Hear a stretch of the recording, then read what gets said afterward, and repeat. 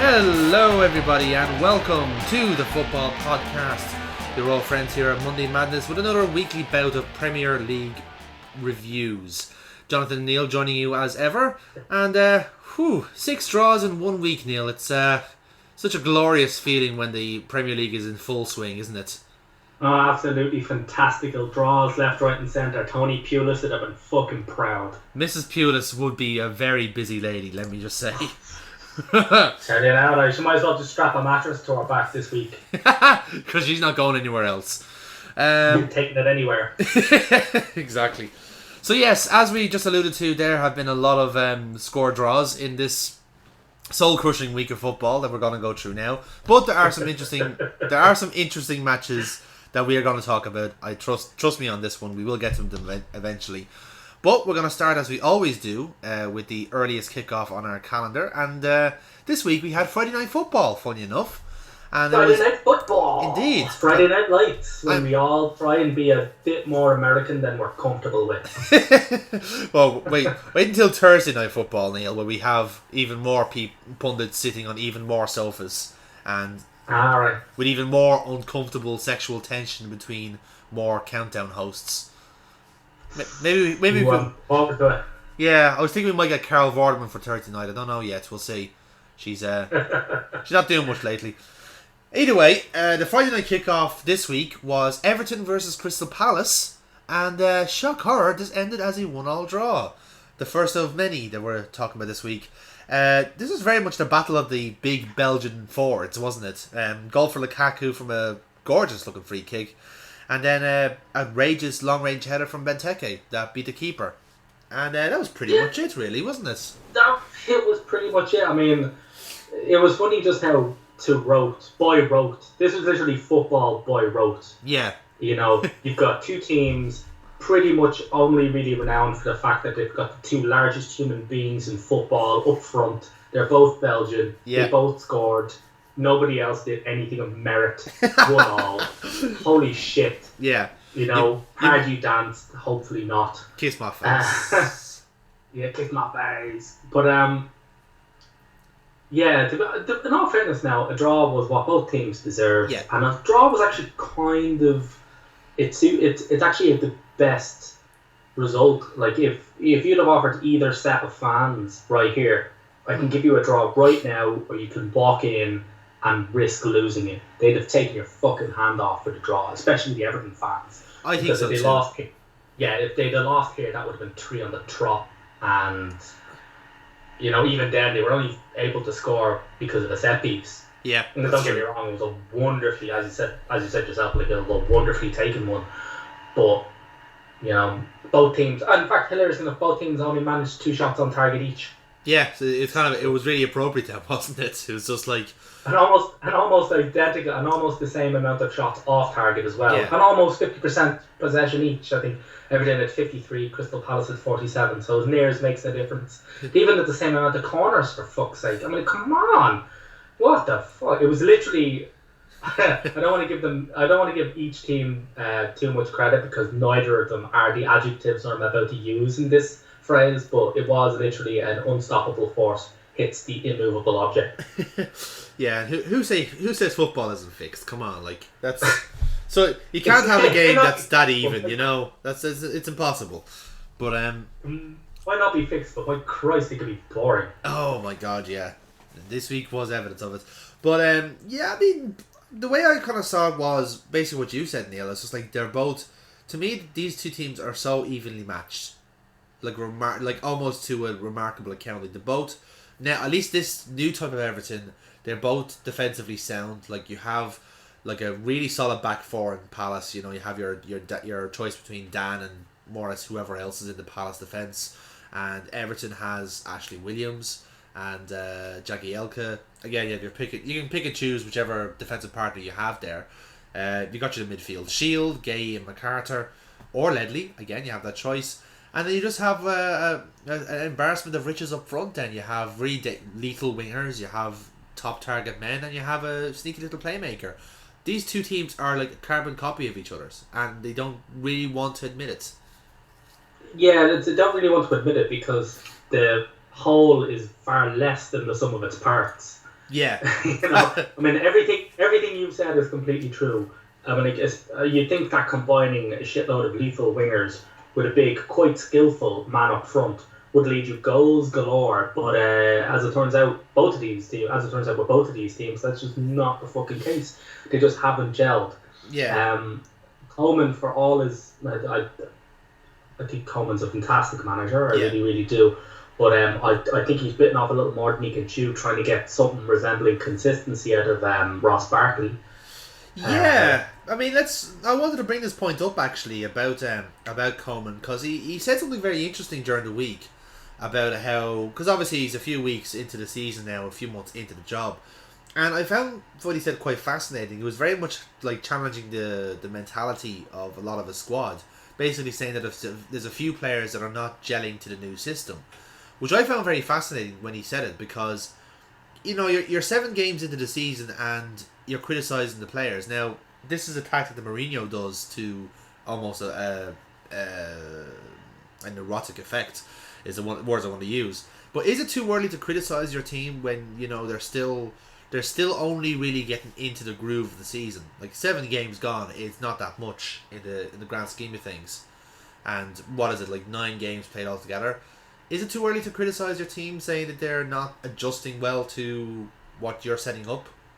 Yes and no. The best you can say is that Everton are a bit of a work in progress. I mean, they're certainly a long way off being a force that is going to trouble top 4 this season anyway. Yeah. But like I said about, take for example Barkley, like 2 games ago he was fantastic. He played a fantastic game. Yeah. Okay, I can't remember who he was even playing, but I can remember people going, yeah, that's the Barkley that we want. Yeah, it was very much at the start of the season, like the second game was like Barkley back at it, and I think it was like Sunderland he stole the show against, I think it was. Oh shit, yeah, it was Sunderland that he pretty much just ran the show against, and you're sitting there going, fuck yeah, that's it, and then he just goes anonymous in the next game. So I think he's always had that problem, but he's always had that problem. And yeah. I think what Martinez would have coddled him and going, you'll do better, don't worry about it, don't force it, and all this shit. Whereas Coleman's kind of realised that he's 23. He's been playing top flight football for 4 seasons, maybe 5. Yeah, it feels like 5 anyway, because he would have feels like yeah. And you're thinking, like, what? The coddling approach isn't working. This guy needs to kick up the fucking arse, Yeah, I can respect it about Coleman. Half time at one point, Yeah, I can respect it about Coleman because his style of team is based on being consistent. Like it's not a team that's like very risky and open. Like it's a very controlled is the best way to want to describe it. It's a very straightforward team. There's no real kind of like extravagance. In a way, it's a very functional team and it gets results, and by that you need like players to be 7 out of 10s all the time. You can't just have like one player just like being 10 out of 10 one week and disappearing the next. When you think of the Southampton team, he was struggling for 6 out of 10 this game, like absolutely. Because when you look back at the Southampton team, then the last few years, you've always had consistency in certain areas. Like the fullbacks were always consistent defensively. Your midfield was always that great. Goes up front, not so much, but like even lads like Mane and Tadic, who are your main danger men, they were still quite controlled. And you can kind of see that like the likes of Balassi are being reined in a little bit in the new team, which is not necessarily a bad thing. If you're trying to maximize what you're getting out of your wingers, sometimes reining them in and getting them to do only certain specific things rather than running the whole show, that could pay dividends. Yeah, that could be, yeah. Or similarly, you could just make them lose complete interest, and they just don't play. They don't turn up. It depends on the player, really. Yeah, to be perfectly honest with you, I think it's kind of the Everton fans are way ahead of them on the not bothering with the showing up part, because in defence of the Everton fans, which is something I don't say much, you're gonna have to try to fucking fine line with this now, because they have been okay this season. Like they have taken to the new Coleman regime okay. That the home support is actually existing, And then it was just this kind of game where when people go in and sit down and realise it's going to be a draw, isn't it? Fuck it, let's just go home. It's just, and you can feel that, like Everton, like the Goodison Park atmosphere is sometimes not there, and it was always like this with Martinez, where it's just like, best it's not there. Yeah, and it's just like, just go on, give them something, you know. When they're doing well, when they're scoring early and they have the game under control, then they're fucking delighted. They'll sing to their heart's content. They'll cheer away, but when there's a very thin difference between the two teams, you know, they just don't really take part. Although, to be fair, that's kind of prevalent in a lot of home supports nowadays. A lot of it is very casual kind of, you know, attendance rather than... Well, sort of. I mean, I think the problem with Goodison Park has never really been people not participating. It's people being actively hating of their own fucking team. Yeah. I mean, wow. The fans have seriously turned on Barkley. And for some reason, you know, I mean, he's obviously talented, but I think this game showed how terrible his fucking decision making is. Yeah, but I'm not sure if the confidence thing or something like that, but the second half also didn't help with a dreadful second half. Yeah. But I mean, you could even hear it through the television, like the fucking every time he fucked up. Jesus Christ! I swear the cunt was on war crime. Was on trial for war crime. But see, this is what I can't understand about this. Is the contradiction for me. Like, you know how like Stones was dealt as this like erudite defensive genius when half the time he was caught on the ball and pressurized because holy shit, it's a 20-year-old trying to defend and trying to play football like he's fucking Hummels or Martinez. It's like, no, he can't do that. You have to play to his strengths. He may be competent on the ball, but the people around him aren't fucking confident on him on the ball. So you have to work with that. The fact that the fact that your fans are like, I know Stones is great, like, you know, well, he's a great player, but Barkley, boo this man for being inconsistent. You know, when your whole team has been inconsistent for years, you know, how many, like Lukaku, for instance, like he is Mr. Inconsistent when it boils down to it. He's on fire for like 6 or 7 weeks, gets his fantasy football team points up, and then goes missing for about a month and a half, and then comes back again, coincidentally around January transfer window. Yeah, pretty much. But let's talk about Palace then.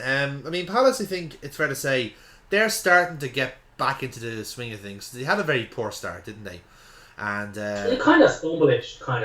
I mean, they kind of stumbled out of the blocks rather than never moved. The signs that Zaha is turning into a really great winger. I'm pleased for Benteke. He's clearly far more suited to Pardew's agricultural style of play than Klopp's high-tempo pressing game. You know, I mean, to be honest with you, he'll be. I think the reason why they went for Benteke is because he'll be good for 15 plus goals, and that'll help them safely and keep them in that mid-table comfort zone that they like.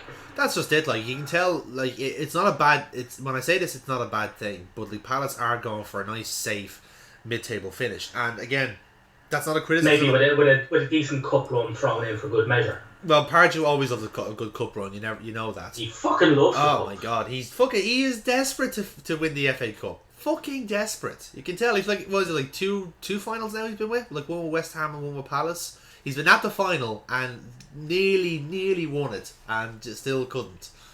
But one day, Pardew, you'll get your FA Cup. Maybe not the England job, but maybe one day the FA Cup. But yeah, like I for me at least, when I'm seeing the Palace team, like the front three, like looks a lot happier. Like the Townsend, Benteke, and Zaha is a lethal combination for me.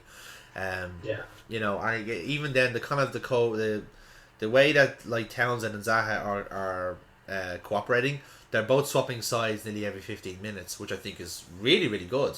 And I think something the wingers should try more often. Just chop and change, go up against another player every now and then to see if you get space, and it gives fullback something to worry about, which in a way I guess makes sense, because that's how even the game felt, was that it was just like a winger getting blocked by a fullback blocking a winger, and because then you have both teams that are quite like their width, they didn't really make much inroads.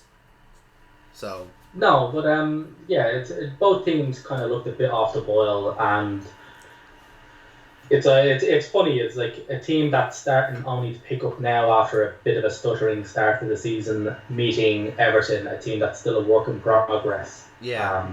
So to be honest with you, 1-1. Yeah, it's kind of the best we could have hoped for, really. Very, very much so. Anyway, talking about one team from Merseyside, let's talk about the other team then. Some team called Liverpool. I don't know if they've been famous or anything like that.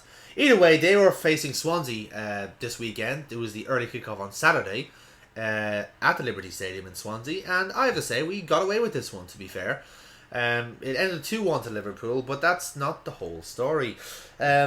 Swansea had the first half by far. Like, they came out a much better team than us. It was very obvious in the first 10-15 minutes. We started off very laboured. Just didn't have the energy and pressing that you expect of us. We just seemed out of shape.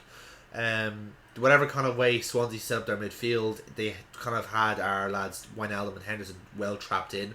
So a lot of the passing was blocked for those guys. And just same old shit for Liverpool really when it comes down to it. It's another set piece goal. This kind of weird hybrid that of man marking and zonal, it's almost there, but the fact that there's people that's man marking and then there's like a little bit of indecision between whoever's doing man marking and then the zonal guys, that's what's causing all the problems in the box, and ultimately we're conceding goals from it. Hopefully we get better, but I am obviously of the school of thought that anything zonal is a bad idea, so just fucking scrap it straight away. Although I can respect the theory of it. Since then the second half was a much bigger improvement, primarily because Swansea went off the boil completely. They tried to hold back and defend the result, and Firmino got the equaliser fairly early on. Good header in, and to be fair, like, we had improved. It wasn't just Swansea sitting back and letting us have the ball. We did actually attack it. And then, cup of tea then for James Milner, who ultimately got a winner for us again. Another penalty, and Swansea didn't have themselves to blame really for that penalty, because Barrow just kind of like swiped it in the air. It was a fucking stupid decision, it really was. And then just like, you only have yourself to blame for that. You threw it away. But the match ended then 2-1 with the Milner penalty coming in fairly late. And a few days later then, we have our first managerial departure in the league, as Francisco Guidolin gets sacked, and very conveniently an American guy called Bob Bradley takes his place, almost as if Bob that was Bradley. Bob Bradley, I'll never be able to say his name normally. I'll always have to go Bob Bradley. It does sound like a name that's like, it's almost like been made from a soap opera like Dallas or fucking Dynasty, you know. He's like, did he shoot JR maybe? I don't know. But you just people walk up to him. So which Marvel character are you really? They keep confusing him for Luke Cage. Luke Cage. But there's my money, bitch. Oh no, wait, that's not the remake that they've done. They've actually gone away from that. No, the blaxploit, no longer a blaxploitation character. What a shame. I mean, that was the selling point of him, wasn't it? But I mean, the way I see it, I feel bad for Guidolin, considering that it's 7 games in, and even at this stage, you felt he was on borrowed time, which begs the question even more: why did you rehire him for the season? Did you actually expect him to do well, or did you want to get this American chap in from the start? Because that's what it feels like. Yeah, pretty much. I mean, if it does, the Bob Bradley was flown in quite fucking quickly. But I think what was quite funny about it was after their horrendous start to the season, they turned around to him and went, right, you've got 2 games to save your career. Yeah, And you looked at the fixtures list, and the next 2 games you had were against Manchester City and Liverpool. It's in there going, here, can I have a different 2 fucking games? redraw. Sure. Yeah, can I get a rating check at these fuckers? Because come on, I'm like a Pep Guardiola $1 billion machine and fucking some Klopp Gulligan pressing machine. Yeah. In fairness though, like, Swansea were, like, in both games, they were the better team in the first half. The problem was they just can't sustain it. Well, see, that's the thing. I mean, there is a glimmer of hope in the past 2 matches, but the thing is that it's not enough to play well against Manchester City for an hour and it's not enough to just play well against Liverpool for the first half. Yeah. It's all about results, you know. Absolutely, yeah. It goes without saying. And although to be honest with you, I was thinking after the Swansea game, I was thinking, if they sack Guidolin after this display, that's going to be a little fucking ridiculous. Especially when you consider the amount of sitters that they missed. Yeah.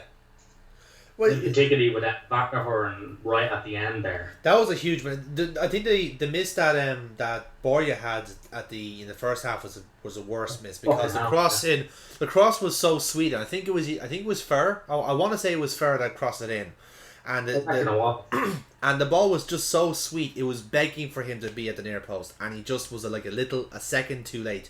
Karius was beat, but the whole defense was beat, and all he had to do was just be a little inch closer.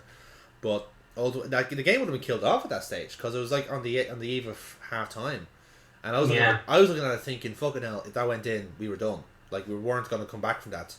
And the gas thing was, the last time we faced Swansea at home, at their home rather, they had the exact same system, and funny enough, it was Guidolin as well. He just came in, they attacked the first half, racked up as many goals as they could, and then held back in the second. And I don't know if that's something that other teams are going to try and do against us, like somehow like outpace us or outpress us for the first half, try and take us off guard and then get the goals that way, when truthfully we're just making it easy for them by just not defending corners. So whichever or any set piece for that matter, because fuck defending, really. I mean, we learned that during the Rodgers season, that everyone talks about.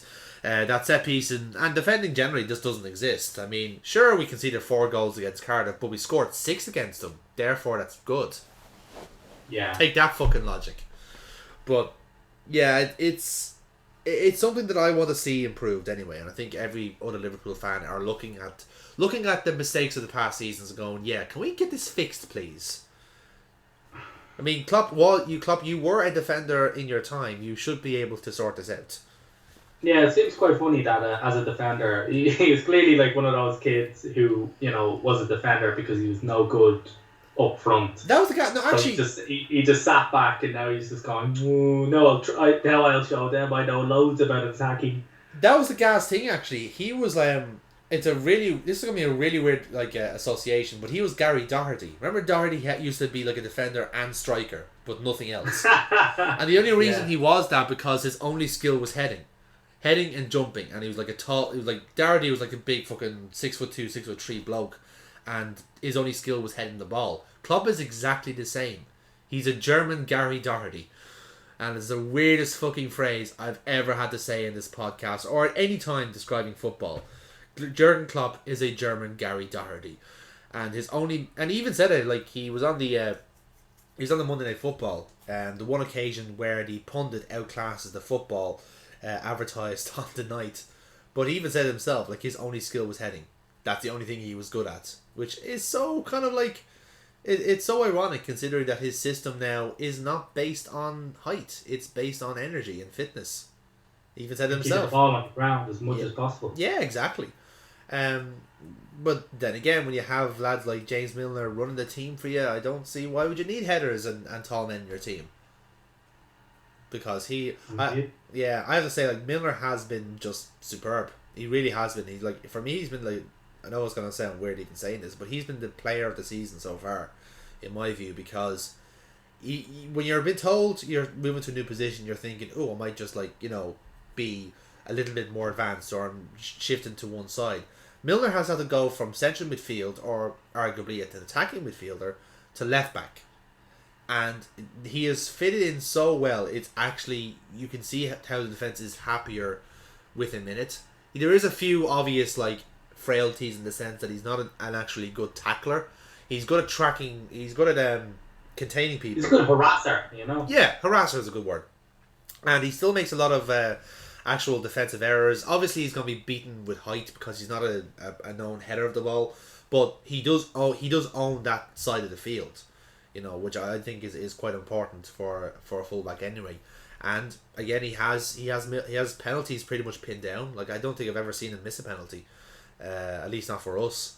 And now he's doing fucking Panekas with them and everything. Like, Oh, Panekas with tops. I was like, what the fuck? He needs to be tested for whether he's taken. I think he's the biggest story of your season so far. What the fuck has happened to Milner? But nothing has happened to Milner. It's like Klopp has always said this, and it's always been said about the system. It rewards like hard-working players, and Milner is the hardest working player in the team. He was at Manchester City. The problem was he was just used as a sub, and as a quite negative sub at that. But now it's complementing his work rate and his attitude, and how just like even in the fucking after he scored the penalty against Swansea, the last 5 minutes he was still up and down that left flank, and he wouldn't fucking stop, and the way he kind of sees how his team is working, like he's so good, Yeah, he really is. He always seemed to me like with every transfer the promise was that he would play in central midfield, but he was just too versatile and accommodating for his own good. That's the thing, when you're just so fucking well rounded that it doesn't suit you. It's such a weird thing to say in football when ultimately everyone, like even nowadays in every youth academy, kids know what position they are before they even fucking start. Exactly, yeah. When you have like lads like Milner who can just play anywhere, and like he's never played fullback before. Like he was like I remember when he debuted for Leeds, like when he was like 16, and he was always a right midfielder. He was actually a winger. Now that I remember, a right winger. And he's never played fullback in his career, and yet he's perfectly fine for it because he's I think on the opposite side. Yeah, exactly. Look, he's such an intelligent player, and picks up the game so well that he's just able to do it automatically. And well, not automatically, but it took 3 or 4 games to get there. I'm sure they'll start exploiting that side now when they see his weaknesses. But at least for the time being, he has been absolutely solid. And it's been fantastic. Karius needs a few games to bed in, which is quite clear. Yeah, I did not. Karius had a nervous game for me. I think he was rooted to his line for the first goal, and I was sitting there going, could he have attacked that more? Could he have not have? He seems to be struck with the same uncertainty that Mignolet has with crosses, which is kind of the reason we bought him in the first place, was for him not to do that. I don't know if it's because he's taking the new Neuer tag way too seriously, and he's actually trying to play the ball out more, when really all we want is a solid goalkeeper that's not going to fucking flap at every corner. That's all we want. That's all we ask for. You don't need to complicate things by trying to be the start of the attack like Neuer is. Don't do that. Just be consistent, be rock solid, stay on your line. That's all we ask for. The thing is, Karius, I think for all of his obvious pluses with the ball at his feet, it seems like he's not really decided whether or not he's going to be that type of keeper that comes for crosses or corners, whereas Mignolet, he'd already made up his mind before he even sent the ball in that he was going to go for everything, for better or for worse. Yeah, exactly. So I think he just needs this. I think him and Klopp and the goalkeeping coach need to settle down and go, right here, which type of keeper do you want to be, or train or run it through a good few training scenarios and see, all right, no, he can't attack across and save his life. Stay on your fucking line, pal.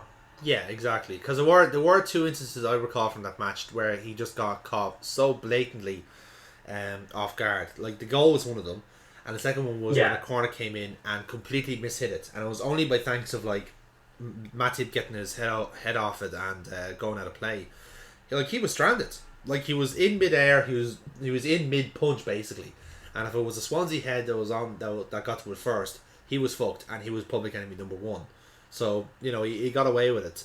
And again, we're in the kind of weird situation now where the fans don't particularly want Mignolet in, but he is the more comfortable keeper in the team. Karius is obviously, he's only 22 as well. But take that into account, and he is obviously in with a lot of talent. He's a lot of promise. Which one do we really go for? Considering now, 7 games in, we're second in the league.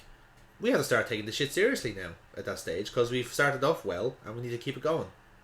Yeah, and other teams are going to have to start taking you seriously as well. Exactly. So we need to take ourselves seriously by results. We can't have this fucking shite all the time. If Milner works at left back, keep him at left back. Don't fucking change him. If Sturridge isn't good enough to be in the team, then keep him on the fucking bench, because we have our best 11 now. Let's keep it that way. Pretty much. Yeah. So moving on then to Hull versus Chelsea, which was the start of our 3 p.m. kickoffs on Saturday. And just a pretty routine victory for Chelsea. 2 goals in the second half, courtesy of Willian and Costa. Costa now almost a goal per game. 6 goals in 7 games this season for Costa, proving that Conte is maximising his bastard power and putting it all in Costa, which is pretty good. But all credit to Hull, though. They were able to keep Chelsea at bay for the first half, which is pretty much the same they did against United. But ultimately, they just can't seal it out. Same story with Swansea, really, isn't it? Yeah, pretty much is. I mean, to be honest with you, like, we'll praise Hull for their first half display, but it was very, very obvious, even in the middle of them, stopping Chelsea coming forward. It was a canter by the end of it, you know. Like they were spent, you know. They couldn't possibly like. And I think it was because when the goal came in as well, they just kind of realized, fuck. Yeah, we're not getting back from this, which is saying something considering David Luiz was playing. But when you consider, the funny thing is that like when you're talking about the defense there, it was one of the few games now where Conte's 3-5-2 seemed to start making a bit of sense. Yeah, and I think the reason that was because he brought on Marcus Alonso to replace Ivanovic, and he's an improvement, even though he's on the wrong side. He's dropped Ivanovic, and that's, I mean, to be honest with you, it's starting to look good. You now get the idea what Conte wants this team to do, you know, and how he wants this team to shape up. It is, and he's starting to. The players are starting to come back as well. Like the likes of Hazard is still a bit anonymous every now and then. Kante, I think, was better in this match, but obviously he was given a lot of free rein in the midfield. And he's not the full Kante that he was at Leicester. Like I think he's still in 2 minds in what he wants to do, but he is starting to make more of an impact in the team. Then again, he is going to be in quite a packed midfield anyway with the 3-5-2. So we'll see. Well, we'll see, because the thing is that Kante is being asked to do a bit of a different job than what he was at Leicester. Yeah, of course. You know, I mean, there's a lot of a different job for a central midfielder in a 3-5-2, a defensive central midfielder in a 3-5-2. Then when you've got a flat back 4 behind you.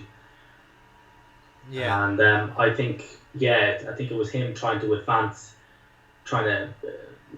alter his game so that he looks better in a more advanced position, you know. But it's good that they've actually quite a selection of decent enough midfielders around them. I mean, Moses had a great game. Willian displayed why he was their player of the season last season. He's always been a hard worker. He's probably one of the few players who can consistently hold their heads up for Chelsea and go, yeah, you know what, I gave it my all there. Yeah. And that's good. And then of course then you sprinkle on the skill of, say, Hazard, and you've really got something there. Indeed. And I think they correct me if I'm wrong now, but I believe they currently sit 6th in the league. Would they be happy enough with that, considering how shaky they were last season? Well, they'll be happy with any win they can get. It's a win and a clean sheet. They'll be happy with it, you know. Fair enough. Yeah, I can't argue with that logic, I suppose. Because they need so many of them now. They really need all the points they can get. I mean, they're not only betting into a new manager who's bringing in a totally new system, and the thing is that his new system doesn't suit the players. Like, the thing about Klopp is that Klopp had a season when Klopp first came in. It was obvious the way he wanted the team to play did not suit a lot of the players that he had. Yeah.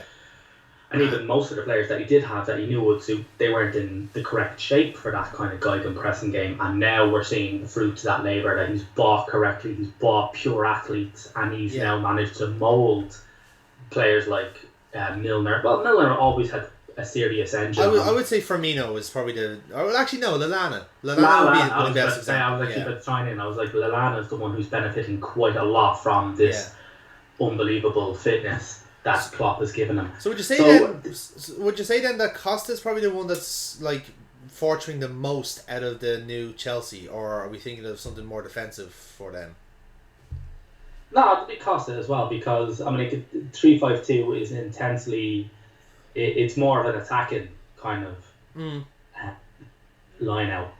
You know, I mean, it's not as balls to the wall nuts as a 3-4-3, Of course, yeah. but with a 3-5-2, you've still got the wing backs, and he can play Costa with Willian up front. Yeah. So he'll have Will play off of him, who'll pretty much just mop up everything. It's sort of actually similar to what we did with Sanchez, which is on the wings. While he was very good on the wings, he had that defensive um, responsibility, and he was up for it. But rather than have him peg it up and down the fucking pitch all the time, when we shifted him centrally, he now no longer has a defensive. Yeah. There is a name for it. I know it's not centre forward now. I think it's secondary striker. Is that what they call it? Yeah, something like that. It's like someone that just kind of drifts around the place and as you said, tidies up or picks up loose balls and then gives it off to the main man. And cycles, you know. Yeah, exactly. It's we're going to talk about Spurs later on, but it's a position that they got in for Heung-min Son. Like he was that kind of secondary striker and you know is supposed to do all the like dancing around basically and link up then with Kane. So that was the idea in theory. Didn't really turn out that way, of course. But yeah, it's that kind of. It's not really it's a bit of a specialized position in England, isn't it? You see it's always called something else in England though, isn't it? Not as opposed to a secondary striker. Like a false nine or something. Yeah, like that. Yeah. There's always a different term for it. But yeah, whatever works for Chelsea, I suppose. Yeah, to be honest with you, a bit of a crisis over kind of moment, but. To be fair, is a crisis over though? Because it was a result against a whole team that's quite limited. 3 points is 3 points, man, and like, you know, a clean sheet is a clean sheet. You know, they'll look on this. This will be good tonic for them going into the interlull. Yeah, you know, they would have needed it anyway. If they somehow dropped points against Hull, then they were in serious fucking trouble. Absolutely, that was the one thing that they couldn't do. So they avoided it. It was comfortable. You know, it was everything. You know, great. Okay, so let's Neil, you better look forward to this because we're now going to be talking about 5 draws in a row. Let's do this. Christ on a bike. Okay, first off, the match of the week. Once again, Sunderland won, West Bromwich Albion won. The what can you say that hasn't been said already by nobody else? First of all, Chadley opened the scoring for West Brom in the first half.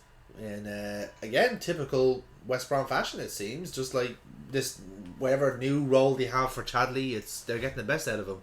He's linking up. I haven't seen him link up so well in a different team. Like Chadley's always been like a runner of a team. He always like, you know, he'll do a 1-2 and knock it in, and he's doing that a lot more efficiently. In West Brom, like he's getting 1-2s with Phillips and Rondon and whoever else is up there, and yeah, I mean Sunderland were not you know, knocking on the door in a sense until late in the second half when Patrick Van Aanholt, the obvious heartbeat of the team, got the equaliser, and it ended up with a draw, and I think Sunderland would be quite happy with the point. Yeah, and so will West Brom because it's only Pulis. Yeah. Pulis' perfect season is 38 points, 38 draws. All nil. Pretty much, man. All of them 0-all. All of them 0-all. No goals allowed. No goals allowed. But it's funny that you mentioned about new positions with regards to Chadley, because it was actually Phillips who gave him the assist. Yeah, exactly. It was a nice weighted pass and it just felt perfectly for him. Chadley's first touch pretty much just left Kone, you know, out in the fucking upside down, and his finish was actually pretty damn good. Yeah, like Chadley is such a tidy finisher for the position he plays. Like and you have to beat the fucking rock wall that is now Pickford. Yeah, Pickford was great again. He really was brilliant. You know, I mean, to be honest with you, if Chadley's had a great start to the season, Pickford has been unbelievable. He's just been a fucking monster. And it's kind of quite upsetting. I did say this there, I think last week or the week before, that it's a bit of a goalkeeper's conundrum in that you want to be busy, but you don't want to be constantly losing. Yeah, it is a kind of conundrum. You are the best, like the conundrum I would use is best performing player at Sunderland. You know, that's probably why people are not acknowledging him as much, is because, well, he has to face up against a Sunderland defence. You know, he's naturally going to be busy. He just has to be good at being that. Yeah, the funny thing is, when we were talking as well about, funnily enough, about the 3-5-2, is that Sunderland actually seemed to be a bit better when they shifted to a 3-5-2. I mean, Jan Kirchhoff had to be taken off. Unfortunately, it was his birthday, and he was stretchered off. But when Van Aanholt replaced him, they had to switch to a 3-5-2 because, like, Van Aanholt cannot play in a back four because he's a fucking liability at left back. Right. When he operates as a wing back, he's an attacking threat. You know, and you know, there's no coincidence that once they shifted to a 3-5-2, when Kirchhoff got stretched off, they looked a lot better. Yeah. You know? That actually makes sense because I think they're I don't know if it's their main right back now, but one of the right backs they did get in is Manquillo, and we know from past experience that he is quite a liability as well. But and probably having him in a wing back position suits him a lot better because he's not as responsible defensively. Like he got forward a lot in the West Brom game as well, and he's not more. What's the word I'm thinking of? He is not now ultimately responsible for, you know, the defensive line. There are 3 players behind him now doing that. So, no, I think it suits both Van Aanholt and Manquillo, and again, gives people an option. It's good to see Kazri back in the team as well for Sunderland because he was a very instrumental player for Big Sam last year, and it's good to see him back in the first 11. And good idea to keep him in the first 11 because he's actually really good. Yeah, no, it's just a bit of a muchness. I mean, like depending on which way you look at this game, like it could be people saying that, you know, Moyes is a clown and he's being found out, and then other people are saying, well, he's literally doing the best with what he's got and he hasn't been given anything. Yeah, I'd say he doesn't have a good team. Like let's not like be genuine about it. He has a very poor team, and something they've always had. And let's be fair, the reason that Sunderland did well the second half of the season last time was because they recruited really well.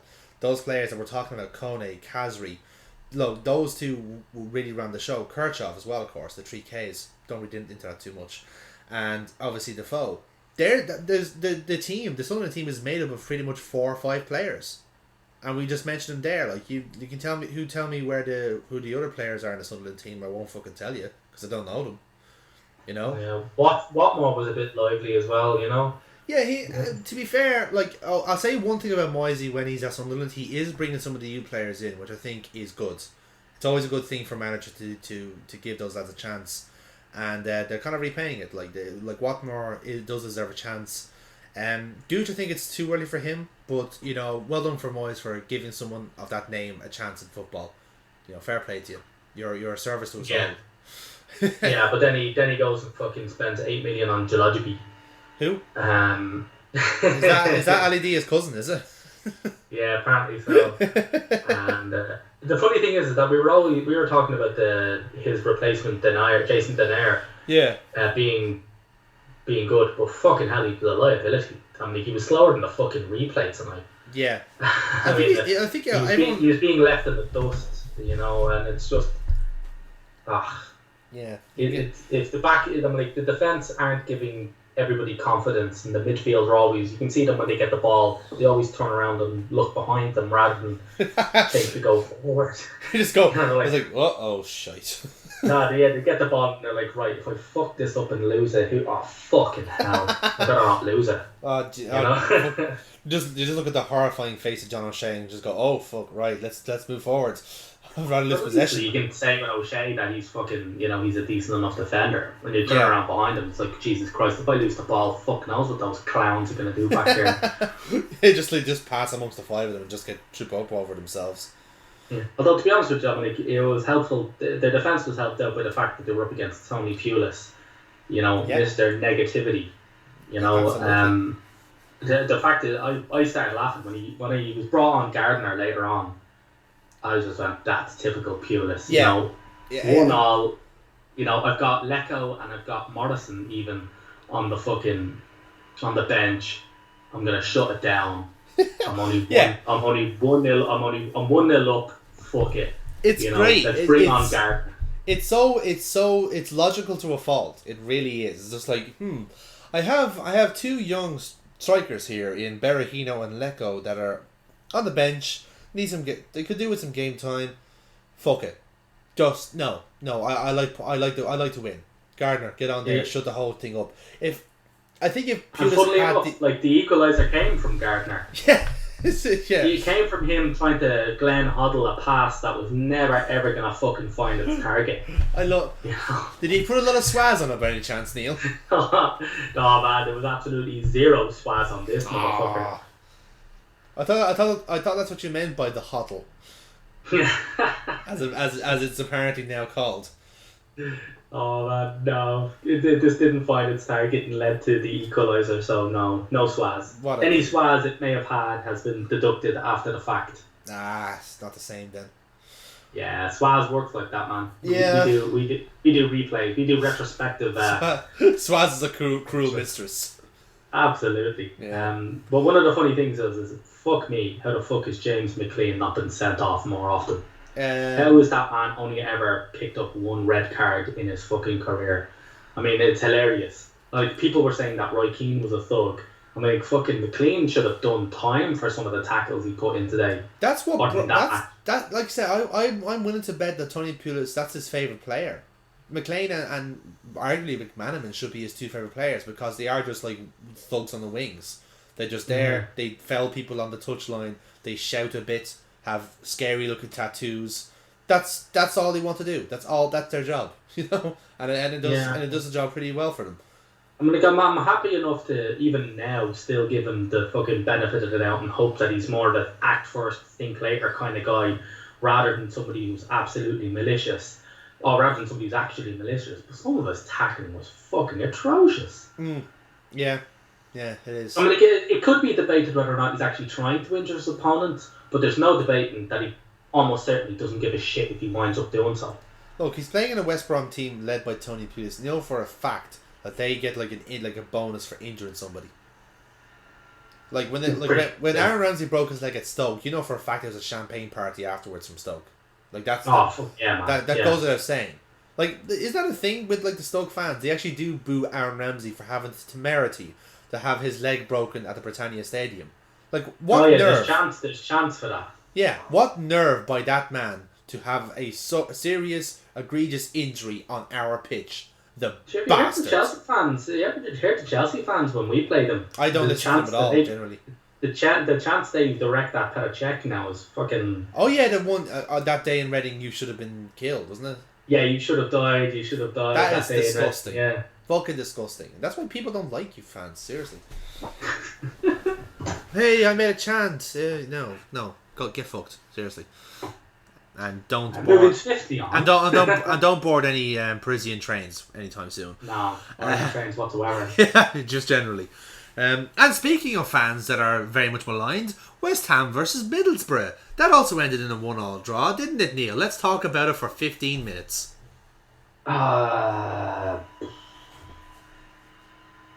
Well, okay, if I'm going to do it then.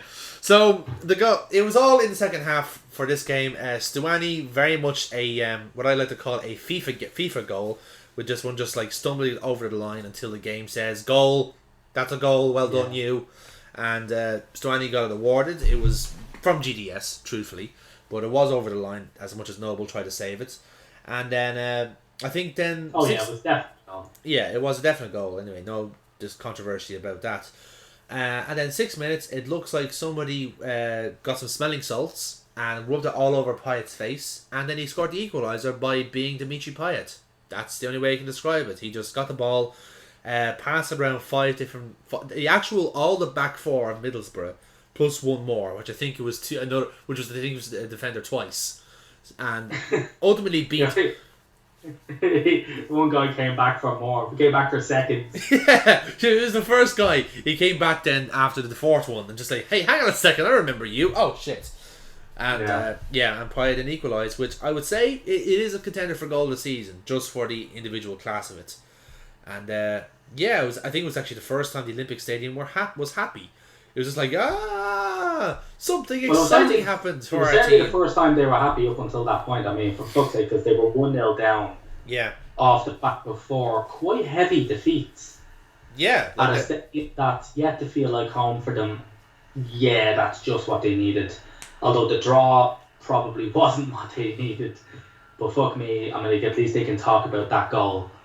What is it? What's this result for West Ham though? Is it a point? Is it a lost opportunity to win, or is it the fact that they haven't conceded 3 goals?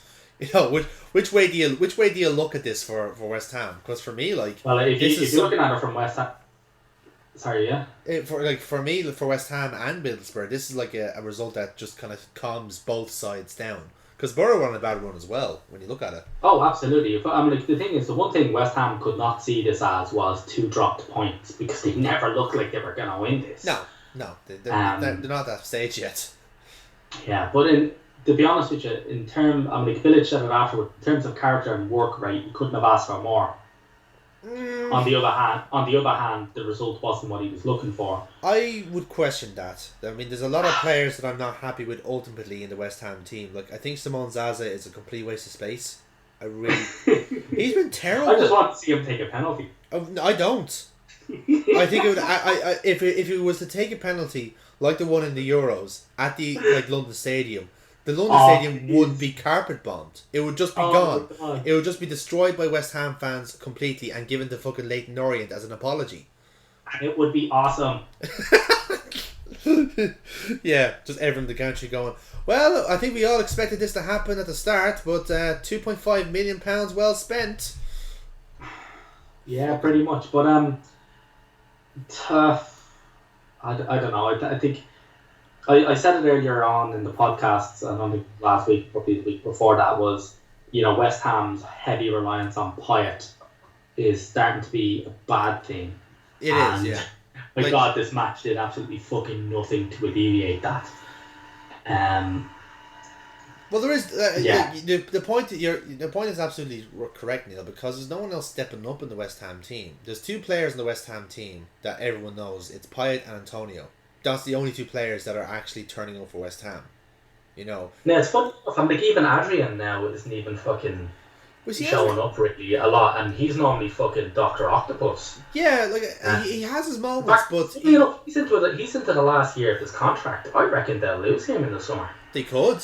It's a very strong possibility, because, you know, West Ham have it in their head that they can just acquire any big name from a country and go, ooh, this is our new shiny new goalkeeper, look how good he is, and then scratch their heads when they realise, this goalkeeper doesn't seem to be settling in and is conceding 2 or 3 goals a season, or a game. That's a mystery, alright. It's almost as if we didn't really think this transfer through. Much like all the other fucking loan and permanent signings we've done this season that we haven't thought through. Cough Simon Zaza, cough cough, fucking Nordwhite, fucking cough cough, everybody fucking else they've signed this season.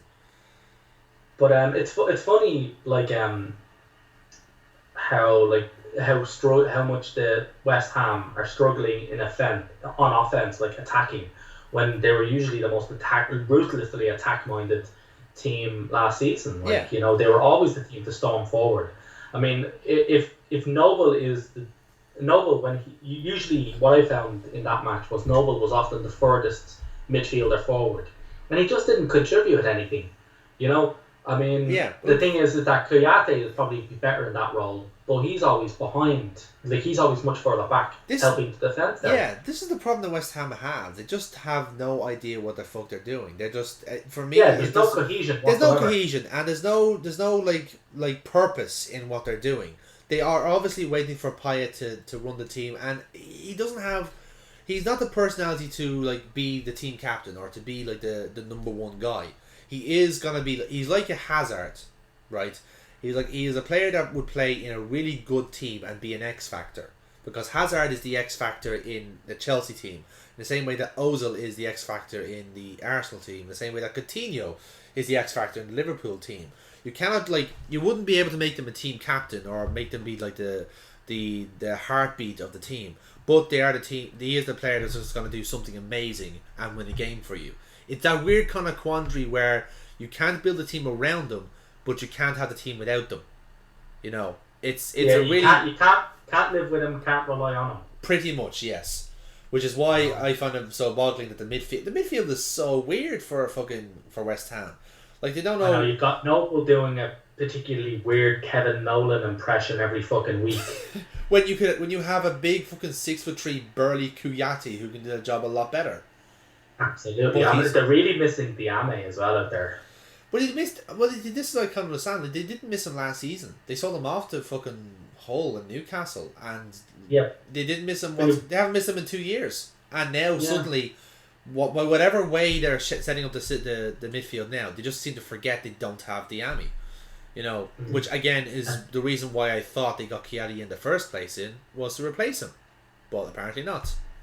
Yeah, because they're playing them way too far back to utilise the fact that he's just basically that kind of marauding midfielder. Yeah, he's a marauder. Style. Good Yaya Toure style. Wrecking ball in front, you know. And I think that the lack of strikers is a big deal as well, because like I've already said about how much I don't think Zaza is up for it. And yeah, I know losing Andre Ayew was a big loss as well. You can't really, you know, factor that in a sense, because you know he could be still playing. He could be playing right now. Could be knocking goals in, for all you know. And Andy Carroll, well, you know what you're gonna get with Andy Carroll, so you really shouldn't be surprised when he's injured. And a guy who will wreck his fucking ankle falling off a goddamn bar stool after too many Jaeger bombs. Yeah, or the same person who injured himself trying to tie his own shoes. This is the kind of player we're talking about here, boys and girls. If you're trying to build a team around him, you're also going to be bitterly disappointed. So yeah. Although, in all fairness, you're not alone in that. I mean, I think most Hammers fans I know have totally given up on. They had to give it up years ago on Andy Carroll. Yeah. Well, we gave up on him and we fucking signed him for 35 million. Mm-hmm. we didn't have much of a say in it, in all fairness. But the thing is that like that West Ham have just no legit scoring threat other than Payet and maybe Antonio when he decides I want to play. Yeah, that they're the only two players that's in that team, and it's very much showing. In the same way, I feel that there's the same kind of like problem with Middlesbrough, where they're looking for a player to be the bright spark, and it's not quite there. You know, obviously they did get a goal. They have been scoring a few goals, which is okay, but the team just seems to be lacking something the last few weeks. Now I noticed that Negredo has been on the bench the last few times, which, you know, I would take umbrage with either Karanka with that. Shake fist at D. Also, I would also take sorry to cut across you there, but I would also take umbrage with the fact that how badly they've frozen out Sacco. Well, see, Sacco's injured as well. Mm. Sacco has been injured, but he was frozen out, and in all fairness did say he wanted to leave and will go to Sunderland, failed his medical, so he is kind of in the shitter anyway. You know, like that was always their best striker for like 2 years. Well, he was a big Sam striker, you see, that's why. Yeah, that's true. So that's probably why. Do you see? It's that kind of part now with West Ham are in that interim period where they don't want to talk about Big Sam anymore. You know, nor does anybody for that matter. So yeah, you can't say his name 3 times or you'll fucking summon him. You'll summon him and he'll try and arrange a deal for 400 grand. So the thing is, Obiang gives them a bit more stability, but he's not up to anchoring the entire team. I don't rate Obiang at all, really. I don't think he's that good a player. There's a lot more solid players that you can get around that isn't Obiang, and it's him and Ogbonna are quite untrustworthy in a sense. You know, I don't see them as really good defensive units. That's just my view anyway. No, they certainly didn't do a lot to contradict that statement. One thing I found really weird about Borough, maybe it's just me now trying to get my tactics truck going, but it's just me. But like I feel like the Borough team can do a lot better by having 2 strikers up front, because Karanka is mad into the 4-5-1 situation where he has like 2 holding midfielders like Darun and Forshaw, and then he has like the 3 fairly decent kind of like wide players like you have your choice then between like Stuani and Fisher, Traore, whoever else you can think of really, or Gaston, that's the other fellow I was thinking of, and then just 1 striker.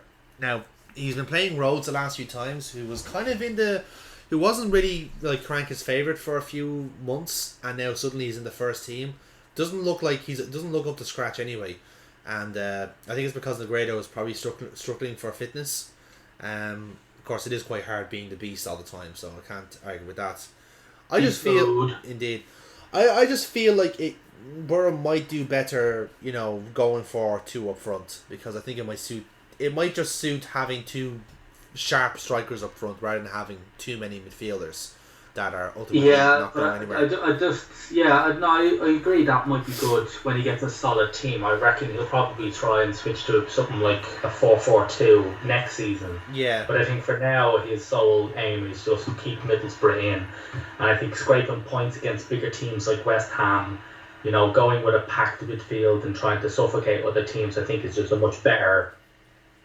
Yeah. Well, he thinks anyway. Yeah. Karanka thinks anyway that that's a much better method of going with things. There's no point trying to play free open football when you're going to get cut to shreds. Yeah, I understand that. Again, I take the point on board. I think it's you raise up a good point with that. So tactics. Like, had he been able to recruit better, he'd probably do that. Like, he's not had the look that Eddie Howe has at Bournemouth. Yeah. Getting players like a Wilshere in. Yeah, that's true. If they did get somebody like that was on the same level as Wilshere into the team, then maybe they might do something like that. If they got another striker in, which was kind of weird considering they already had 3 pretty decent strikers at the team there already. But I suppose embarrassment of riches and all that. Yeah, pretty much. Anyway, let's move on then to the actual exciting draw of the week. Which was Watford versus Bournemouth. I watched this match and I actually quite enjoyed it. I really did. It was very, very good. It was good. It was really good. Wilson's opened the scoring for Bournemouth in the first half. All the excitement came in the second though, as Deeney equalised early on for Watford. Then the 2 substitutes then scored the 2 other goals. Josh King, just a minute after he came on, scored a very, very good individual goal. To put Bournemouth in the lead, and then literally 3 minutes later, your favourite player, Neil, Isaac Success. My man, Success, baby, yeah. Living by his name, getting Watford a point. My Christ, he really has to start games. I mean, what the fuck is he? He's super subbed it far too many times for people to go, alright, then let's see what he can do with over 90 minutes. Yeah. Yeah, it goes without saying. But then again, he's in a tough old team to get in striker wise, because he has to compete with Deeney, Igalo, and the other fella Okaka, who's like a lanky motherfucker. Like, he's got a lot of competition there, So it's and I think there's a 5th striker there in Watford that doesn't get a shout in. Can't remember his name. But either way, there's a lot of competition there for places. But I understand that, but like, he really needs to start starting games. Yeah. So, like, I don't even think he starts the cup games or something like that. I don't think so. No, I don't know how Watford set up for the cup games. I presume they don't particularly care. The league is obviously their priority. I mean, the way I see this match was that it was like both teams very much cut loose. They just had a go at the game, and I think that kind of spoke more to how comfortable both teams feel like in the league. They set up and they play as if they're not really worried about relegation. They feel like they're quite comfortable. They're quite happy with where they would be in the league, so that they actually can, give a bit of freedom and have a go and entertain the crowds. And that's what I feel. That's what this game felt like to me. It didn't feel like Sunderland West Brom, where like both teams were so attritional and didn't want to give anything away. Likewise, West Ham and Middlesbrough were so like concerned with losing that they didn't want to give an inch. These 2 teams just said, "Oh fuck it, let's just play football and see what happens." Oh yeah, they fucking matter. I mean, when you consider like Bournemouth hit the post 3 times, and Wilshere was 2 of them. Yeah, Wilshere got 2. Somehow managed it from 6 yards out. Yeah. Just before he was subbed as well. But no, he had a good game. I mean, well, he's starting to get there, isn't he? He's starting to come back. He's almost at the full Wilshere, but he's not quite there yet. He's almost at full Wilshere now. He just needs to get the finishing in. Yeah. Because he's now. I think he's got the fitness. He's now got the engine in, And he's now, in this game anyway, this show that he now has that instinct to get into goal scoring positions. Yeah. He now just has to learn how to finish a sentence. And then, he's in. I reckon that he's good, he's good to go. Do you think Bournemouth will try and keep him, or is he destined to come back to Arsenal? Because it's a heavy competition now at Arsenal with all the midfielders there.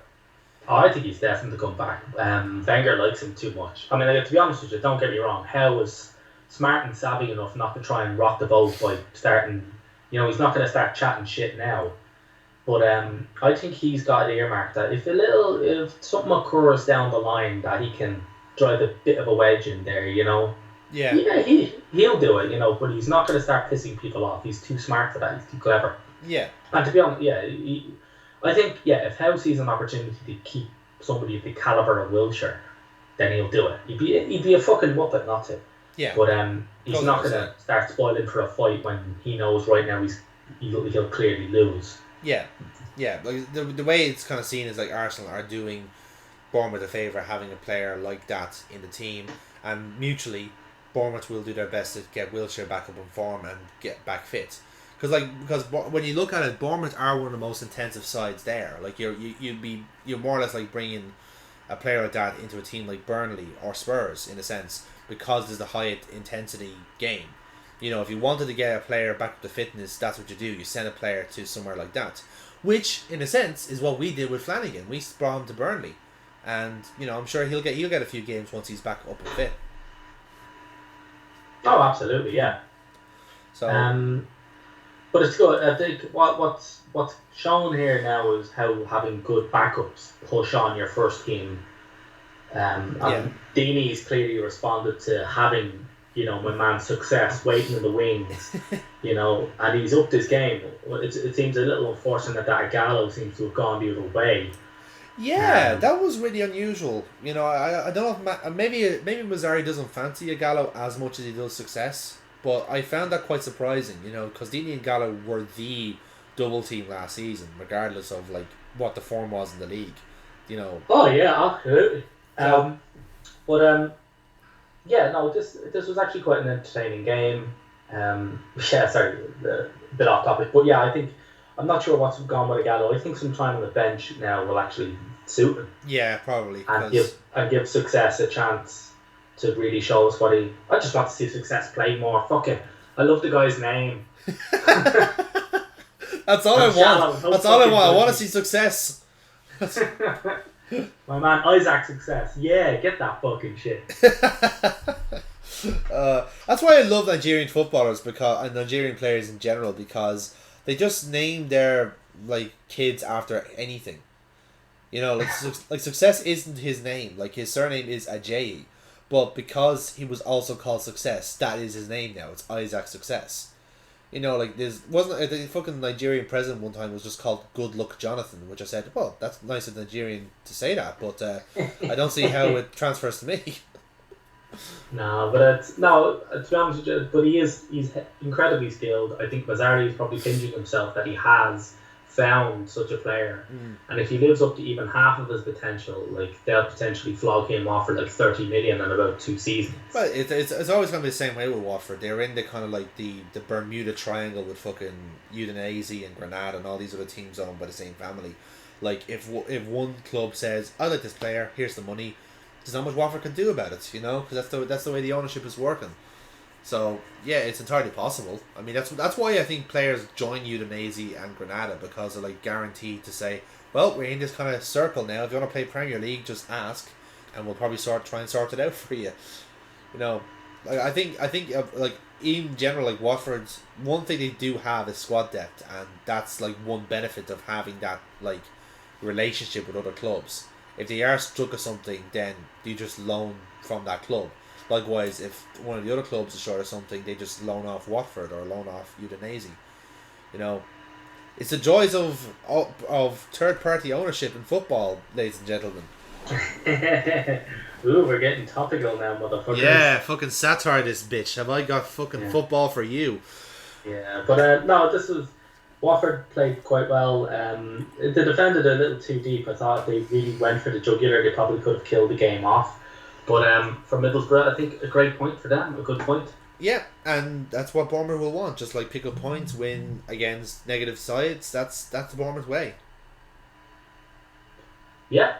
Yeah. Although, to be honest with you, I think Watford do like to concede a lot of goals.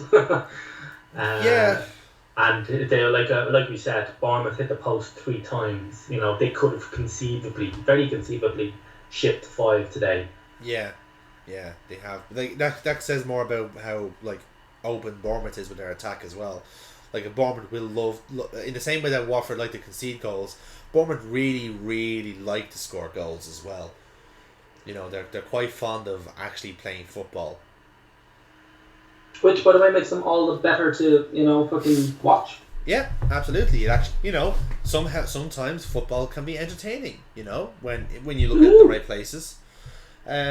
Speaking of looking for football in the right places, that's a terrible segue for Manchester United versus Stoke City, which ended up as a 1-1 draw. Shock horror, because first of all, again, it's another one of these games where fuck all happened for the first half. Martial scored in the 69th minute. The game was then saved by the saviour himself, Joe Allen, because fucking yes, of course it was saved by Joe Allen. Joe Allen saves fucking everybody. Yeah, that's pretty much it. I loved Jose Mourinho's comment after the game, and he said that happiness disappears after they drew at Stoke. I was like, happiness disappears every time you enter a fucking room. Yeah, you are the most. In. He is the most miserable fucking sour puss that anyone has ever seen, and he never. Now, to be fair to Mourinho, he was never like this originally. Like when he came in, like way back when, everyone loved him because he was charismatic. He was like, he was coy with the media and all this stuff. Now he's just sad. He's just very sad and miserable and cynical, and you kind of see. Again, I don't want to speak for United fans. Are they sick of him? Like, are they getting like already annoyed with him because they're? Let's look at the facts now. United are currently in 7th in the league after 7 games. They've spent all of this money on big players.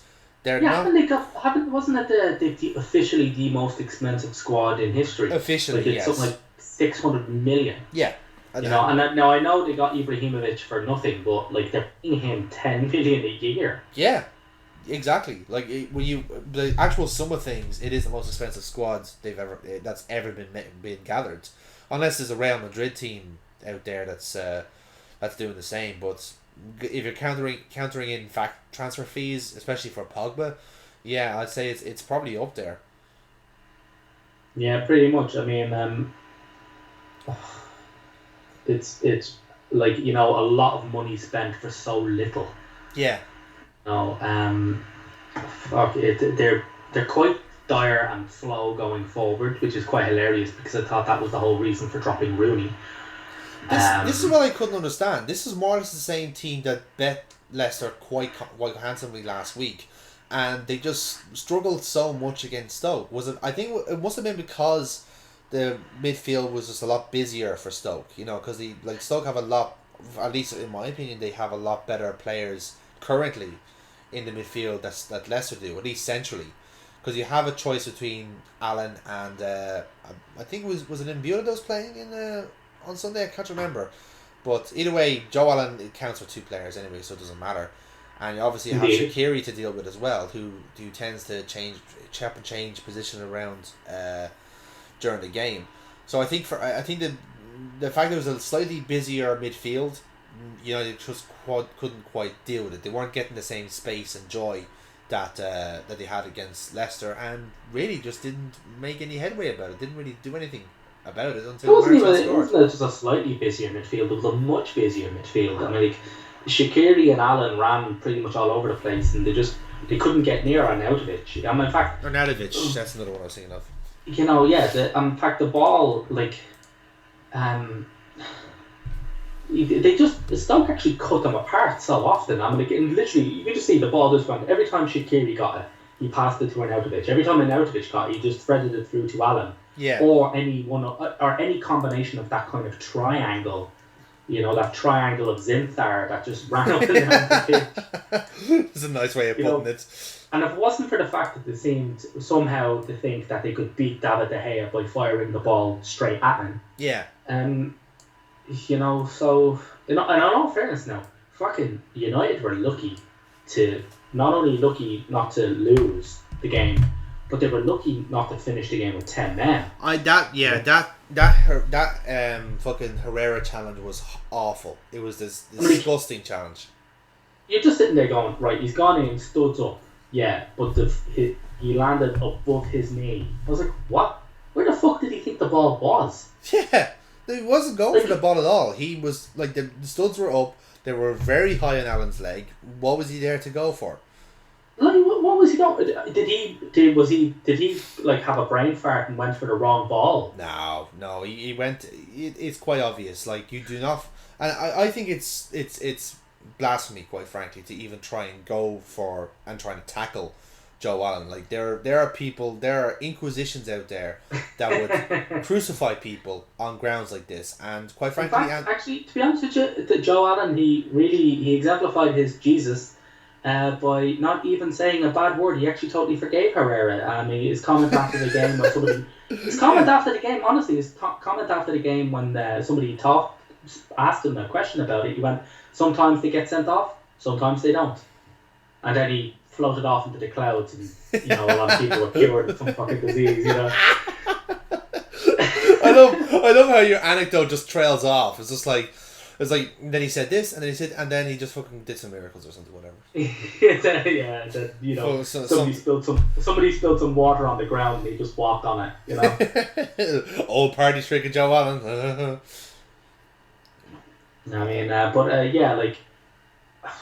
It was a bit of a mess of a game for United. He's slow going forward, as I said before. Well, Rashford seemed to be born offside in this. Every time he tried to get past the player in the final third, he just legged it out of bounds. Yeah. Wiley looks like to be the next high-profile United flop. He just had a terrible game. Yeah, that was the thing. Like, Pogba was in Joe Allen's pocket all fucking game and made no effort. Christ, yeah. Made no effort at trying to get out of it. Like, he could have changed position. He could have changed whatever he was doing. No, how is it that, again, we joke about how wonderful Joe Allen is sometimes, but logically, how is it that a diminutive Welshman can take this £89 million fucking Adonis of a midfielder and just go, here, you're my friend for 90 minutes, don't go anywhere. It's when football just basically goes, money can't buy you results and love all the time. Sometimes, especially when you consider all the shit you used to get from the United fans during the Liverpool days. Yeah, and he comes back to fucking haunt them. Boosh. Jesus believes in karma as well, motherfucker. He rose on the third day and equalised against you pricks. Yeah, absolutely. Yeah. While simultaneously owning Paul Pogba. That's the thing. I'm willing to believe that there are two players in synergy, one called Joe and one called Alan. But with their powers combined, they are just double Welsh. I don't know. My idea trailed off when I tried to combine two Joe Allens together. Sort of like some kind of Welsh Power Ranger. Yeah, like a Welsh Voltron, I was thinking. That was my logic, but I just couldn't picture it. It was too beautiful for my mind to process. Yeah. For a fact that Brendan Rodgers was watching that United game and he just kind of cried. He just went beautiful human being and just shed one single tear. It's quite sad. Stoke have certainly improved with that new goalkeeper. I am very met on Lee Grant. I really am. I mean, it was one of the weirder transfers from the deadline day, and I could see why they got him in, because obviously Butland was going to be out for longer, and obviously because of this game, and he played really well. He did play, yeah, but I don't like him. There's something about it. No, I'll tell you why I don't like him, because he's the second choice goalkeeper at Derby County. Like, he's not even good enough to get in that championship side. He's fucking... He gets beaten by Scott But in all Carson. fairness, Derby are managed by Nige, you know. Nige. Alright, son. But fuck off and die. Sorry. No, and the reason I say that is because he is quite a limited goalkeeper. But sometimes it's that kind of thing with, like, Artur Boruc is a comparison I would use. Artur Boruc is a very limited goalkeeper. You know, he will let you down with certain things. There's only certain things that Boruc can do. But by comparison, there are some things that Boruc is great at, like shot stopping or coordinating defence and all this kind of thing. There's some things that he does immaculately.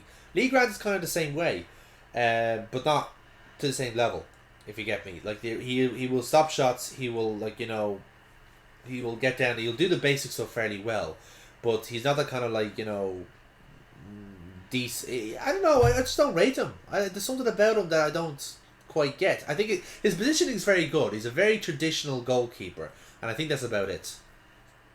There, that's my politically correct reasoning for why I don't like Lee Grant. I'm sorry, okay? I just yeah, but to be honest with you, one of the things this match showed me is that I couldn't see any difference the way United play under Mourinho, that how they played under Moyes or Van Gaal. There's nothing different. It's still negative. I think they're taking more shots. That's about it. But that's not a good thing in a sense. It just means that you're being more nervous in attack. If you're trying to take more shots, then you don't really have any faith in your passing or build-up play. Yeah, that's typically why people take shots outside the box more. They just go, you know, we could pass it around 4 or 5 different times, or I could just put my foot through it now, say fuck all y'all, and pick up my bonus. That's why Charlie Adam exists. Yeah, but I reckon they're going to be spunking under 100 million come the January window. Yeah, to be fair, I think enough of that can go into fucking Mourinho's mouth to make him stop talking. Because he came out with a wonderful nugget here when he said that the match against Stoke was the best performance of the year, to which everyone should go, no, you beat the Premier League champions just last week. That was your best performance of the season. You beat them 4-1.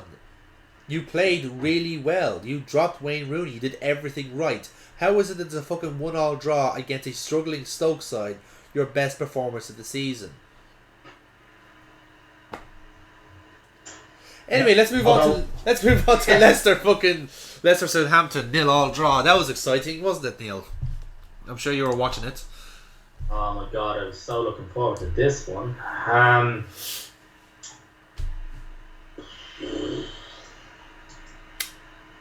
Let's move on then to Tottenham's Manchester City then to the actual Neil slipped into a narcoleptic coma. Yes, let's move on because there's literally nothing to talk about in the Leicester Southampton game. I'm sorry, no goals happened. Jamie Vardy didn't have a party. Nothing happened. Okay, you can even look at the match yourself. Leicester had 1 shot on target, you know, and Southampton had 5. You know, I think it's kind of, to be honest with you, like Southampton's their profligacy in front of goal is now really starting to fucking... Yeah. It's really starting to cost them an awful lot of points now. Oh, it is, absolutely. They're really, really, well and truly is. For both teams, really. You know, because, like, as you said, Southampton have only 2 strikers. Those 2 are expected to do for all competitions they're in. Leicester are just losing more and more ground on the league championship. And it goes without saying, but now they're in a position that's representative of the squad. Yeah, definitely. So, again, there's not much to talk about in this match. There really isn't. So we're just going to move on to the actual really, really interesting result from the weekend, which is Tottenham Hotspur 2, Manchester City 0. And there now lies only one undefeated side in the Premier League this season, and it is now Spurs. Yep, pretty much. And you must be delighted to for them to have that distinction. Ah, bollocks.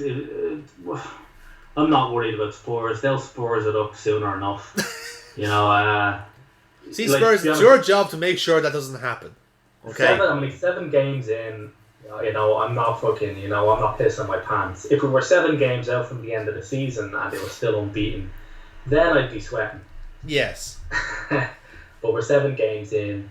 I mean, the the European and Cup competitions have yet to fully kick in. Fuck, we haven't gotten through what is going to be an unbelievably, hilariously bloated Christmas schedule. Yo, boy, yes.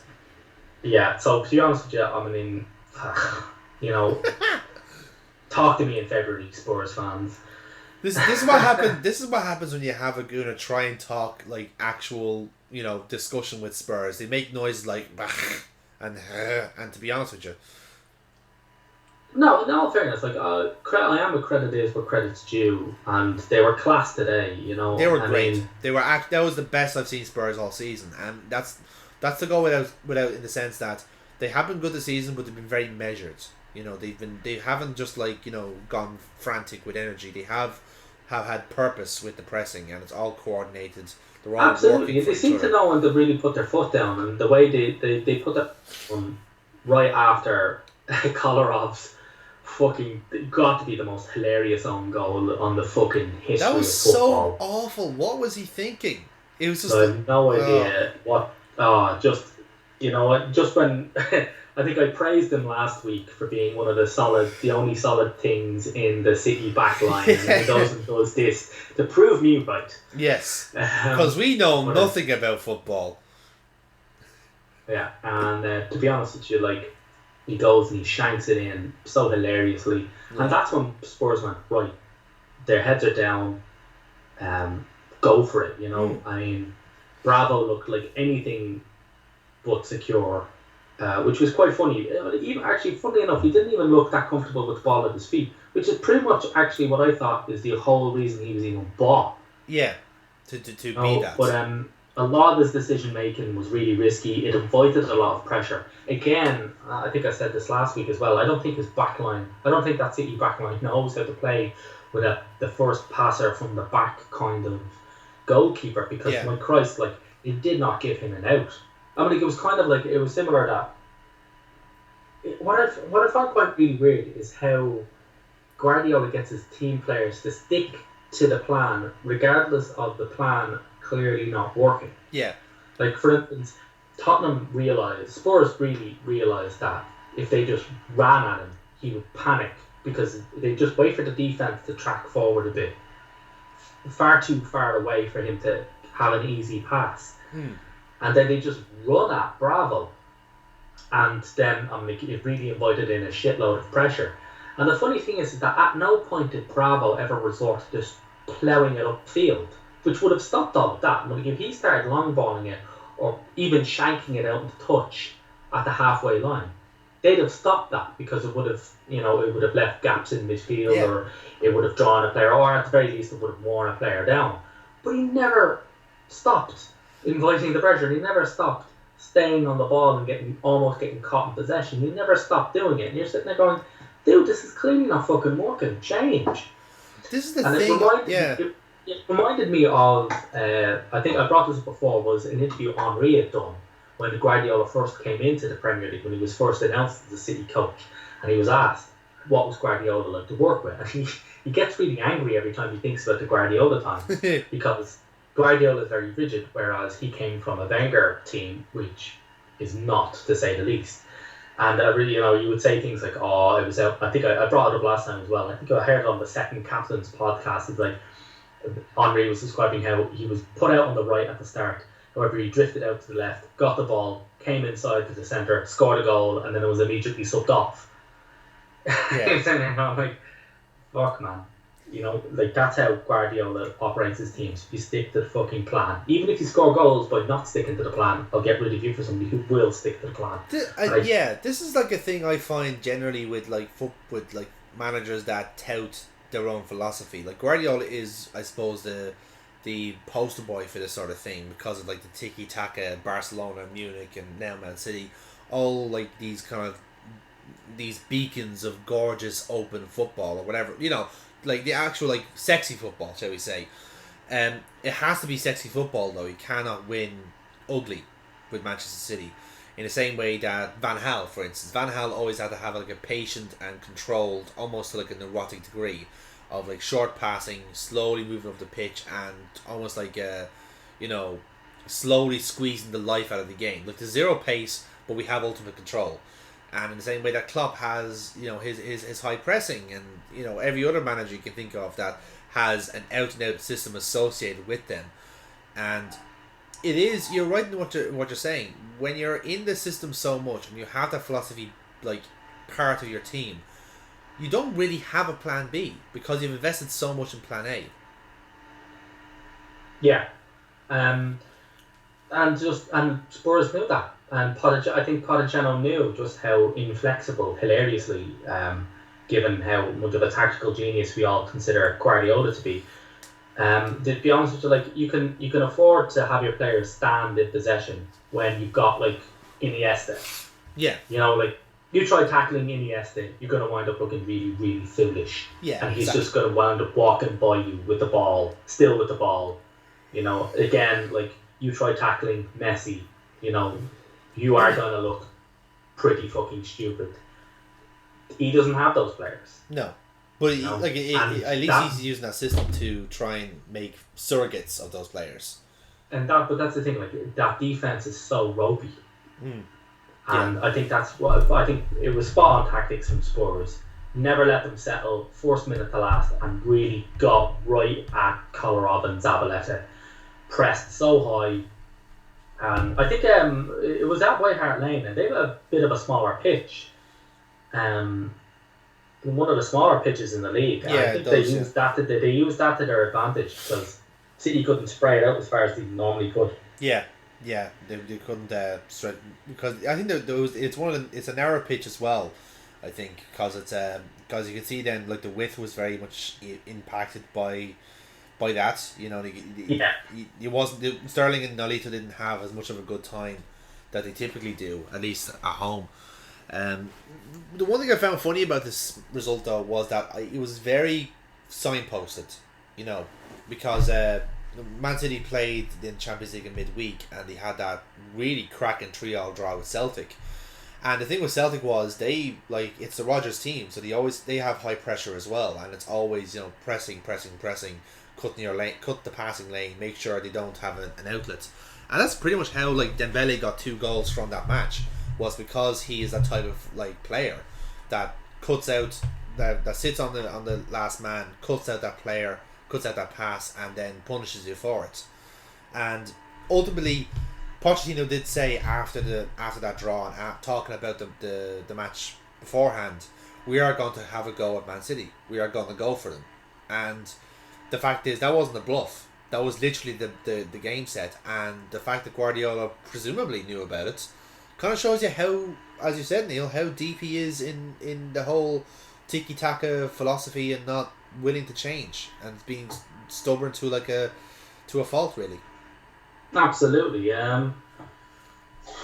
There's nothing really more to say. The only thing I will say is that Pochettino has literally just blueprinted how you beat the City team. Yeah, which is why I'm looking forward to when we face them soon.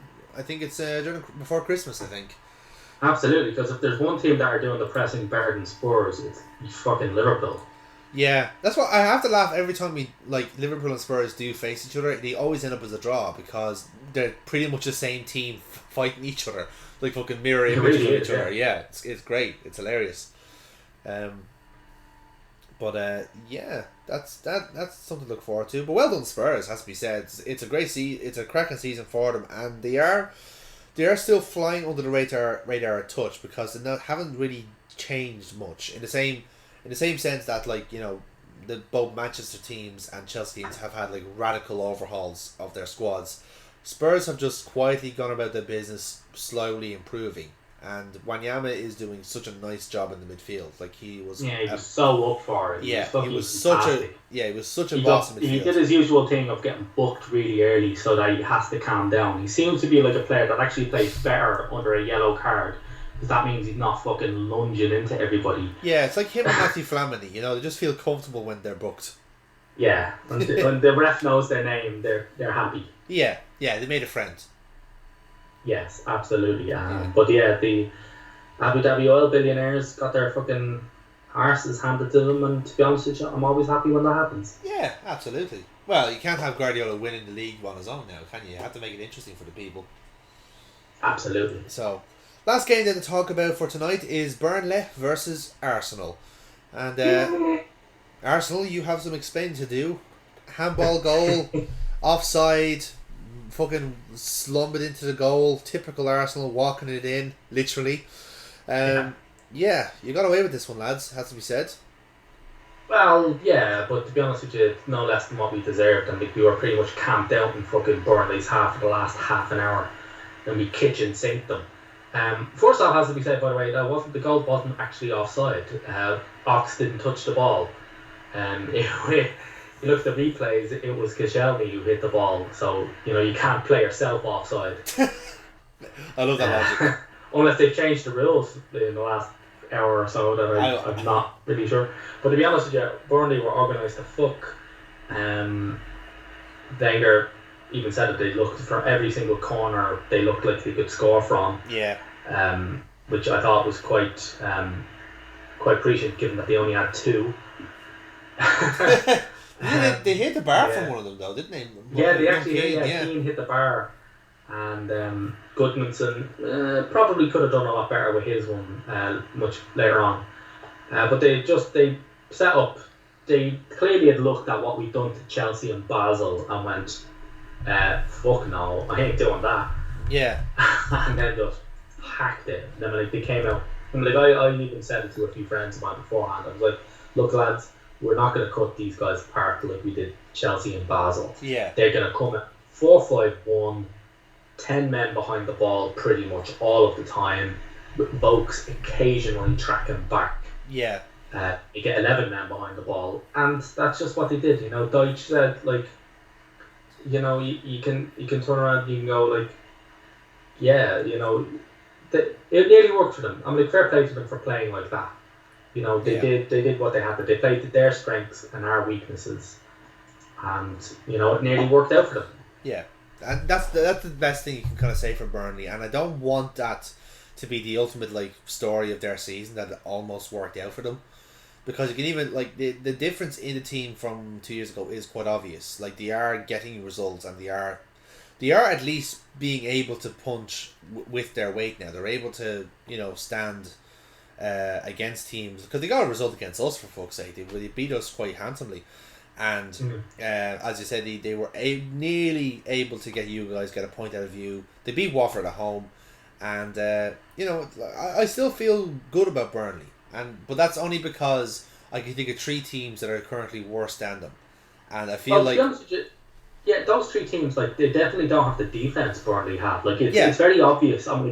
You watch that match and you can kind of see why they've only shipped 5 goals in the last 17 games at Turf Moor. Yeah. And it says more about the manager himself. I think Dyche is quite underrated, and I think it's because he's at Burnley, and naturally that team is quite what's the word I'm thinking of? Unappealing.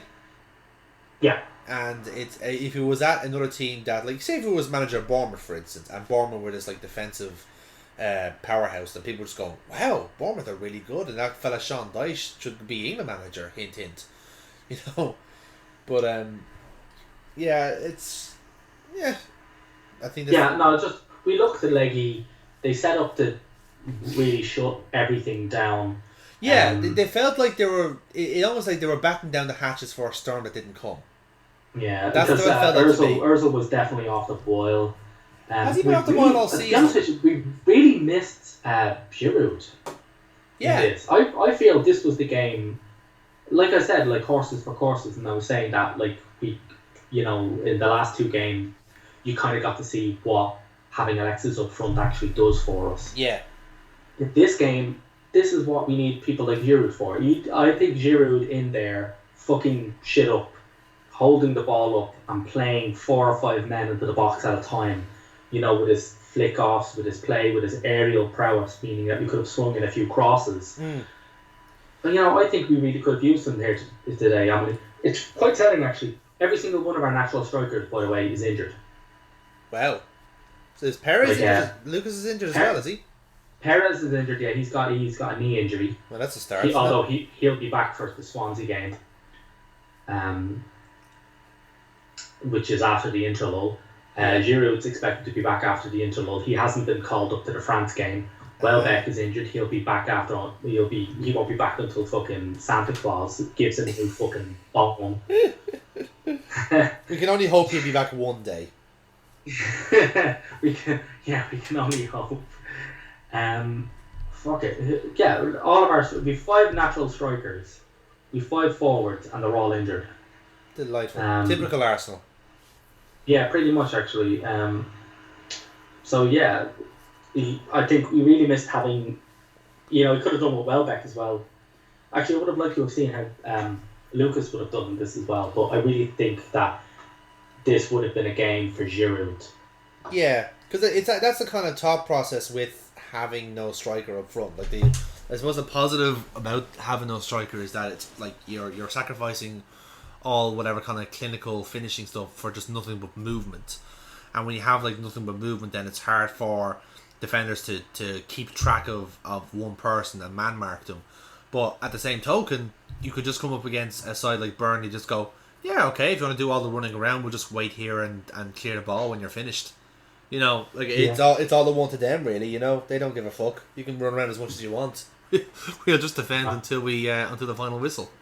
Pretty much, yeah. No, I mean, I think one tweet I saw was Arsenal need a lesson in how to break through a mass defence, because I think the tweet I saw was 19 behind the ball by my count, 11 grim northerners and 8 cows. Well, that was a thing that was a thing that happened, wasn't it? The whole lot of Arsenal fans couldn't get to the venue because of a fucking cow. The train hit a cow, yeah. Typical fucking Burnley. That is I'm sure the most Burnley thing that could have happened. And then all the city folk from Arsenal trying to figure out what a cow is. That is definitely a fucking welcome to Burnley. Yes, definitely. We played really, really well. We played. It wasn't your finest hour, to be honest. No, but then again, the funny thing is, had this been like Manchester United, or had it been fucking Chelsea or City, winning 1-0 against a stalwart Burnley defenders, they'd be like, the thing, that's the stuff of champions, grinding it out, winning it out. Arsenal do it. It's like, oh yeah, you've had two weeks of champagne football, and now you're brought back to fucking reality, pal. Double standards, am I right, guys? Exactly. Double standards with relations to us, It's hilarious how this isn't being seen as a brilliant Brazilians, victory. And although to be honest with you, when we took that corner short in the very last minute, like when added time had actually elapsed and we took the fucking corner short, literally I actually do believe my blood hit the point where it almost evaporated in my veins. Because you thought it was the hit in the first man? No, because you're taking a corner short. You're fucking getting in the mix, you fucking cunts, That's the old Arsenal coming out of you. Like, you're just like, oh man, that's the fucking pre-Wenger coming out. It's like, get in the fucking mix, am I? Get fucking Nigel Winterbend to put his head on it, you fucks. You got 5 fucking seconds left and you're taking the corner short. Are you fucking kidding me? Because I was actually, to be honest with you, I was actually still cursing the short corner when the goal went in. That's also typical Arsenal. We won the game in the last minute, but that fucking short corner, good God.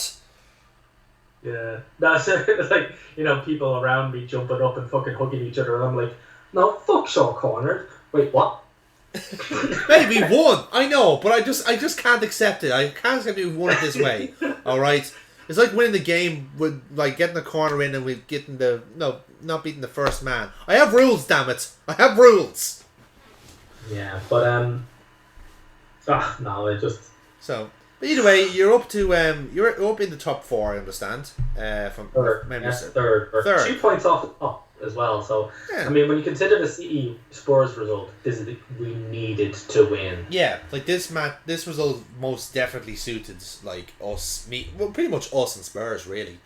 Yeah, pretty much. Because I think it was only really United that lost ground in a sense, because they're out of everyone they are like 7th. They are kind of like they are keeping up, but they are like drop points more than most teams have. And in defence of them, a lot of the teams have started off really sharply. So take that for what you will, because it will be another season where the top guns haven't started firing yet. So you have to take that for what it is. I don't know, but it's just the top 7 or 8 teams now just make this league very, very tasty. I reckon we're in for another fucking what the fuck unpredictable season. Well, yeah, that's the thing about having the top 4 and all, and like pretty much as you said, all those 7 teams having everything set up for Champions League football. 3 of them are going to miss out, and it's going to be quite intriguing to see which one it is, because you know for a fact that like a lot of the teams are at the same level. You know, like City and United theoretically should be at the same level talent-wise. You know, Chelsea and Arsenal and Spurs, they're pretty much all the same level. Liverpool is somewhere in that mix as well. Everton, you know, they could be that team this season that, you know, mount a good challenge but doesn't get there. You know, they're all around the same quality, and ultimately 3 teams have to miss out on like Champions League football. They have to deal with Europa League shit this next season, and even one of them won't have to do European football at all because they have to finish 7th. So it's all quite intriguing, and it's just going to be interesting to see which of the horses falls first. You know, and even we're only have to say that 7 games in, but we have an international break to deal with, so we have to start speculating and talk about it before we go fucking mad. Yeah, no, this should be good. Yeah, you know. So before we wrap up then for this podcast, because we won't be doing an international special, because what the fuck would you do that? No, we need to break ourselves, Neil. We need an international break ourselves, okay? It's just the way it works. Before we go though, I'll hit you with some stats from the first 7 games of the season. First of all, your top goal scorers. I alluded to it earlier on, but the top goal scorer so far this season has been Diego Costa. 6 goals in 7 games. Several names on 5 goals, which is Sergio Aguero, Romelu Lukaku, and Mikel Antonio. The assist king then so far has been Kevin De Bruyne. He's got 4 assists. A few names on 3: Lallana, Iwobi, Payet, Defour, and Iheanacho. And then pass accuracy. I thought I'd throw this one in because I know how you Arsenal fans enjoy your pass accuracy.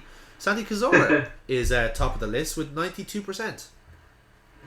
So hope you enjoy that one. Tackles, this shouldn't be a surprise actually. Idrissa Gana Gueye tops the list with 28 tackles in 7 games, which is a pretty good average.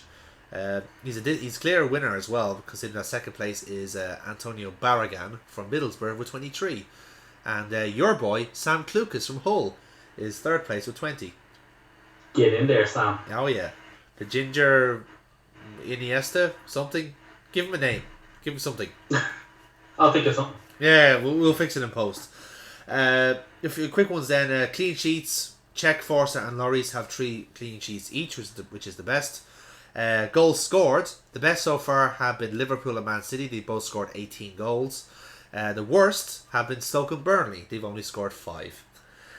Goals conceded. Yeah. Goals conceded. This one is to surprise me. The best defence so far this season has been Spurs. They've only conceded 3 goals all so far this season. Hence why Lloris has 3 clean sheets, I guess.